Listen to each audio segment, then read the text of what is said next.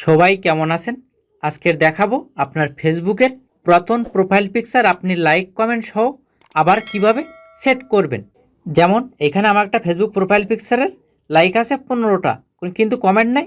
এইটা আমি ফুল like comment সহ আবার কিভাবে এখানে প্রোফাইল পিকচার সেট করব আজকের দেখাবো। প্লিজ সাবস্ক্রাইব করবেন এবং বেল বাটন বাজাবেন, আর ফেসবুক হলে ফলো এবং শেয়ার করবেন প্লিজ। আমার বর্তমান প্রোফাইল পিকচার কিন্তু এইটা। আপনার ফেসবুকে লগ ইন হওয়ার পরে আপনি কি করবেন, এখানে প্রোফাইলে ক্লিক করবেন। প্রোফাইলে ক্লিক করার পরে আপনি এই ক্যামেরার মতো অপশানে ক্লিক করবেন। তারপর আপনি কি করবেন, এখানে সিলেক্ট প্রোফাইলে ক্লিক করবেন।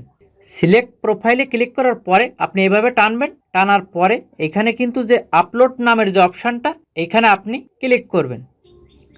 ক্লিক করার পরে এখানে আপনার সমস্ত প্রোফাইল পিকচার শো করবে।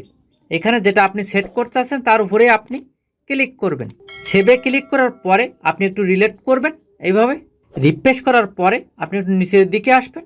নিচের দিকে আসার পরে এখানে কিন্তু জাস্ট নাও লেখা দেখাচ্ছে এবং লাইকটা 15 এখানে কিন্তু দেখাচ্ছে। এভাবে আপনার লাইক কমেন্ট সহ আপনার পুরাতন প্রোফাইল পিকচার সেট হয়ে যাবে। প্লিজ সাবস্ক্রাইব করুন এবং শেয়ার করুন।